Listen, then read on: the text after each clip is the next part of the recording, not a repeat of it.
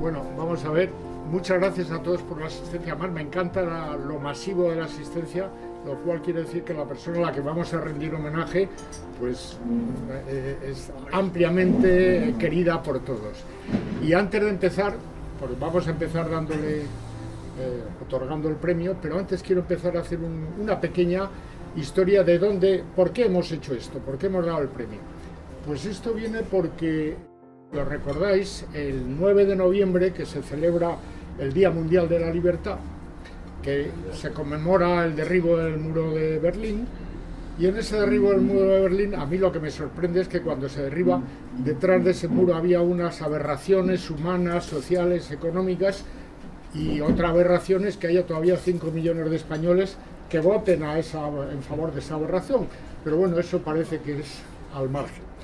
Pues bien, decidimos entre algunos de los miembros del Centro Diego de Covarrubias crear este premio, un premio en defensa de la libertad, con honor del 9 de noviembre, pero una defensa de la libertad desde un punto de vista muy particular, que eran los principios del liberalismo cristiano. Y esos principios del liberalismo cristiano, uno de el nombre del Centro Diego de Covarrubias toma el nombre precisamente de uno de los grandes defensores del liberalismo cristiano en el siglo XVI, que es donde se hunden las raíces de ese liberalismo cristiano. Y si mal no recuerdo, la persona que propuso el nombre, creo, a lo mejor me equivoco, fue precisamente don Juan Velarde. Estábamos hablando de Martín Azpilicueta, de Juan de Mariana, que ya nos lo habían pisado, de Francisco de Vitoria, y Diego de Covarrubias, que es arzobispo y además liberal, lo cual es una connotación muy particular. Pues bien, las raíces de ese liberalismo económico, liberalismo cristiano, se hunden, están basadas, para mi modo de ver, en el principio de subsidiariedad, que está en la raíz de ese liberalismo cristiano, y que los políticos lo entienden al revés de cómo es decir, no es subsidiariedad de abajo arriba, sino de arriba abajo, con lo cual todo el sistema está viciado. Y el segundo punto es el reconocimiento de la libertad y dignidad del ser humano como ser único, individual, irrepetible, creado por Dios a imagen y semejanza suya, y que en ese individualismo libremente se asocia para defender el bien común. Y ese bien común, no lo voy a citar aquí, lo he citado muchas veces, porque está definido en el Catecismo de la Iglesia Católica, y cuando se dice que el bien común es crear las condiciones mejores para que los hombres, no es literal, pero para que todos los hombres y las personas individuales y los grupos puedan llegar a la mejor perfección, eso es el bien común. El bien común no es ni el estado de bienestar, ni la mayoría, ni nada de eso. Y ese bien común, a mi modo de ver, o a modo de ver del Centro Diego de Covarrubias, donde mejor se da, donde mejor florece ese bien común, es en ese sistema triple de economía de mercado con derechos de propiedad, de una sociedad, un sistema político con representación, un sistema político con respeto a los derechos individuales, con respeto con equilibrio de poderes, cosa que tampoco suele darse, y todo ello en el marco de la civilización occidental, que es la civilización judeo-cristiana. Pues bien, estas raíces judio-cristianas y estos principios durante el siglo XX han sido atacados, iba a decir furibundamente, por todas las fuerzas colectivistas, corporativistas, etc. Hasta que hay una encíclica, la encíclica Centesimus Annus, en 1991, una encíclica luminosa de San Juan Pablo II, y aquí quiero decir también otra morcilla, y es que el año pasado se celebraron los 25 años, las bodas de plata de la encíclica, y desde la Comisión X se decidió celebrarla invitando y participando como ponentes personajes como Evo Morales, como Bernie Sanders, el candidato socialista en Estados Unidos, como Correa, el presidente de Ecuador, personas dignas del liberalismo. Bueno, últimamente hay una conferencia sobre población, donde uno de los ponentes principales es un conocido proabortista como Ehrlich. Pero bueno, estos son contrasentidos y curiosidades que están ocurriendo hoy en día.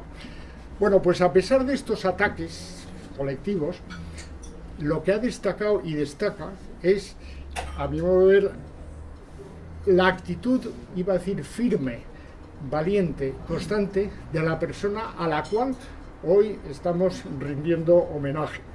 Es una persona que desde Covarrubias, por la defensa de estos principios, queremos hacerle entrega de un premio sencillo, de un detalle simbólico, pero es un premio que lo damos con alegría y con nuestro profundo agradecimiento, porque ha sido constante su lucha por defender esos principios, y para los jóvenes, aunque él realmente es mucho más joven de muchos de los que estamos aquí, sobre todo mentalmente, que es lo fundamental, por el ejemplo que ha dado en esa lucha constante en estos principios del liberalismo cristiano y de defensa de la libertad. Y por todo ello voy a hacer entrega a don Juan Velarde del primer premio de honor del Centro Diego de Covarrubias.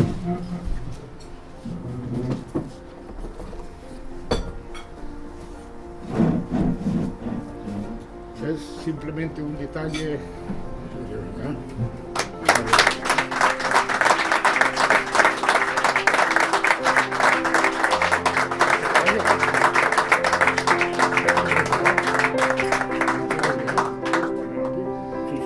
Premio de honor por su defensa de los principios del liberalismo cristiano, don Juan Velarde Fuertes. Ahí estará alrededor de mis libros para siempre. Muy bien. Muchas gracias. Nada, pues, es un honor. Pues, queridos colegas, en esta tarea, yo lo que le doy mucha importancia es a grupos como este, porque de pronto, hace ya muchísimos años, cuando por primera vez estuve trabajando cosas me acuerdo con Colariaga y sus discusiones de Keynes, etcétera, allí en la teoría general de Keynes, cuando termina, señala que lo que se acaba montando definitivamente es fruto de las ideas y no de los intereses. Y añade, para bien o para mal.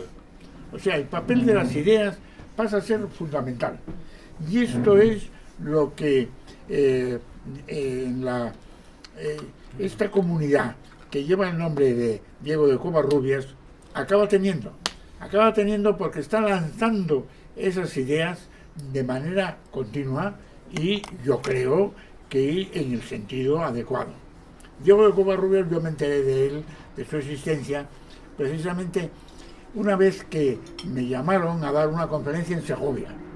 Él está muy vinculado con Segovia, y como consecuencia de eso me dediqué, porque era una conferencia que había montado, creo recordar, el entonces obispo de Segovia, y alrededor de temas socioeconómicos. Y digo, bueno, voy a coger a este que es segoviano.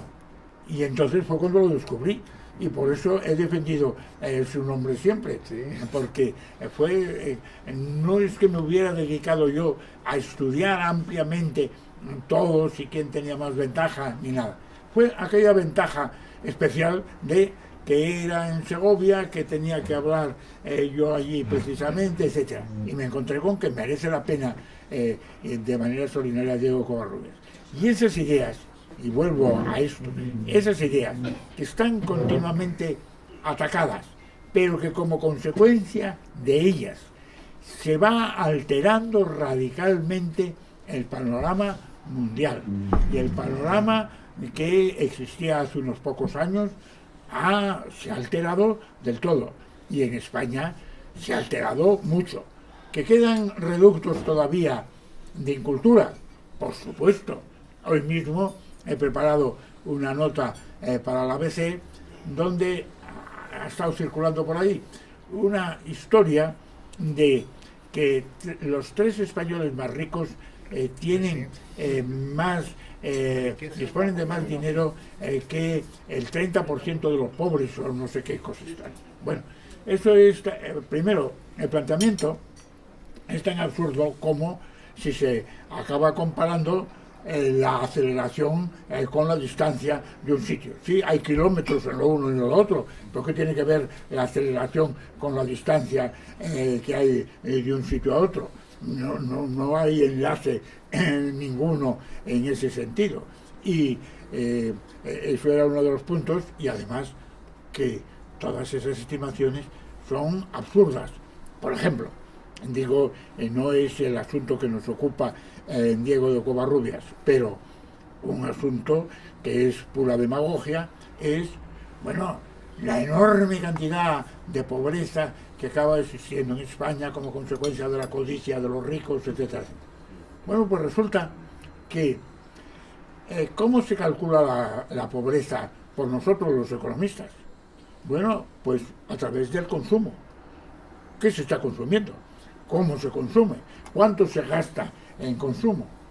Y resulta que en las últimas estadísticas colectivas que hay de esto en Europa, resulta que el porcentaje de la gente que consume en los mayores niveles y que está ahí, bueno, pues el porcentaje de esa gente y la situación a través de un índice de Gini, nosotros tenemos el mismo índice de Gini en cuanto a concentración de consumo como Suecia, como Bélgica, más que Francia, más que Alemania.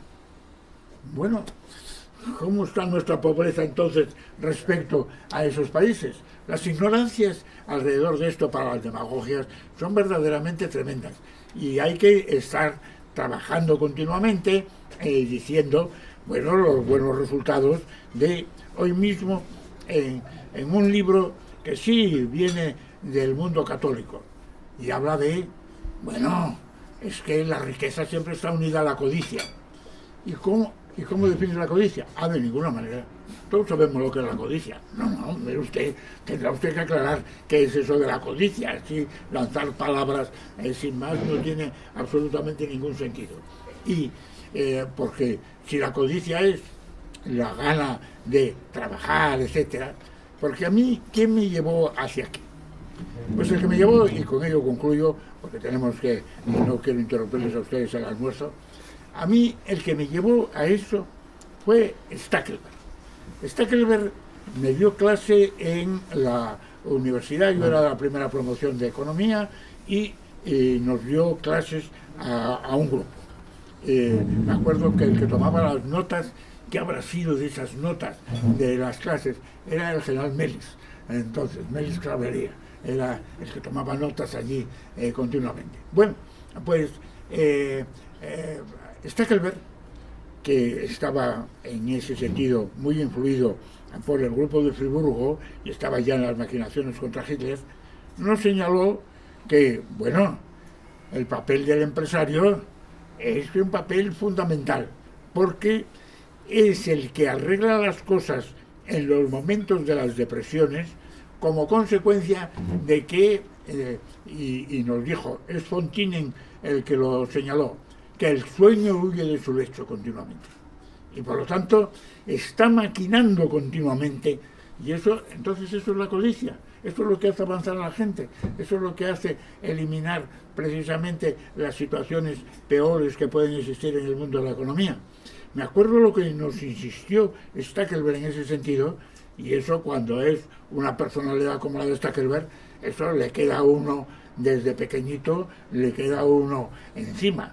Porque yo en aquellos momentos pues tenía mis 16 añitos y aquello, bueno, lo anoté, lo puntualicé, busqué el texto de Fontinen que es precioso, etcétera, y me enseñó mucho.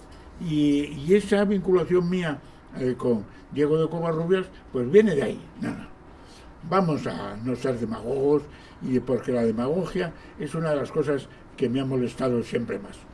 Y por lo tanto me tienen a su disposición. Agradezco esto muchísimo. Allí quedará para siempre alrededor de mis libros mientras yo viva, y después no sé lo que acabarán haciendo mis herederos, pero me da la impresión de que nietos míos pues están pensando lo mismo, quizá como consecuencia de esto, y de eso me alegro mucho, y ustedes también tendrán herederos en ese sentido, y cambiarán las cosas como consecuencia de esa presión de las ideas sobre la realidad económica.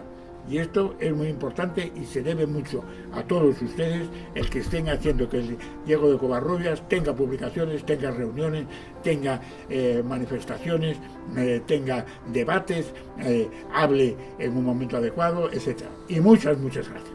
Muchas gracias.